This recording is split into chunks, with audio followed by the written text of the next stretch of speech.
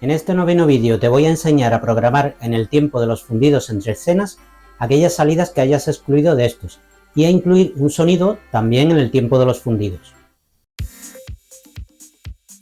Si estás programando un ciclo con fundidos automáticos, en el menú contextual del editor de salidas dispondrás de las opciones Programar fundido anterior, Programar fundido posterior o ambas, dependiendo de diferentes configuraciones y del número del ciclo que estés programando. Al pulsar la opción Programar fundido posterior, aparece una ventana similar a la de programación gráfica, pero solo con el editor de las salidas y de los sonidos. Al igual que en el editor de la ventana de programación gráfica, dispones de una banda horizontal en la parte superior con los botones de selección de las salidas, una escala de niveles en la izquierda, una regla de tiempo en la parte superior y una cuadrícula guía, pero en este caso las líneas verticales que representan saltos de un segundo están separadas el triple de distancia, para que la ventana no quede demasiado pequeña para trabajar en ella si asignas a los fundidos y al interludio 1 o 2 segundos. Los espacios correspondientes a los fundidos entrante y saliente y al interludio aparecen nombrados y marcados con una línea vertical de color azul que no desaparece al ocultar la cuadrícula. En la parte inferior también dispones de las pistas para incluir un sonido corto.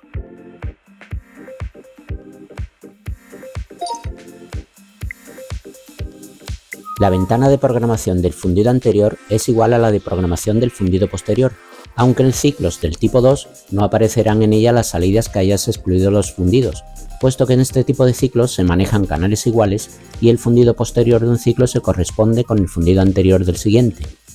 En esta ventana también podrás incluir la banda sonora para que empiece en el tiempo del fundido entrante, que en este caso está delimitado por una línea roja, siempre que no la hayas incluido antes en la ventana de programación gráfica. El manejo de estas ventanas es similar al de la ventana de programación gráfica, aunque con algunas diferencias, dado que no se pueden incluir variaciones automáticas ni tampoco efectos de relámpago, y no dispone de los botones deshacer y rehacer ni los botones de reproducción. Tampoco se puede desplazar el editor puesto que siempre aparecerá completo. No obstante, como verás seguidamente, todas las opciones de los menús de estas ventanas funcionan de la misma forma que sus homónimas de la ventana de programación gráfica. En el menú del editor de las salidas solo dispones de las opciones Incluir pulso y Borrar todos los marcadores.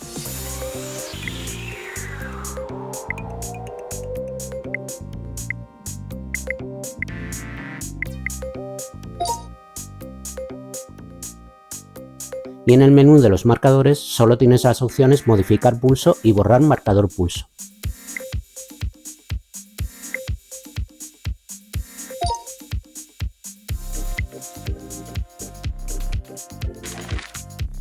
Si estás programando el fundido posterior, en el menú del editor de sonidos solo dispones de la opción Incluir sonido en fundido.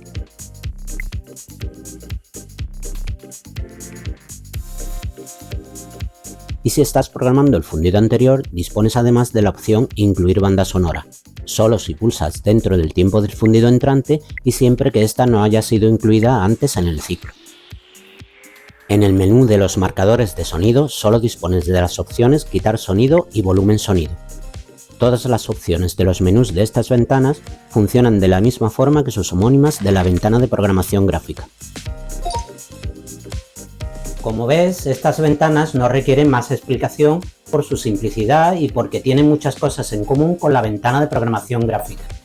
En el próximo vídeo te enseñaré cómo programar las preferencias generales del programa y las preferencias específicas del ciclo. Un saludo y hasta el próximo vídeo.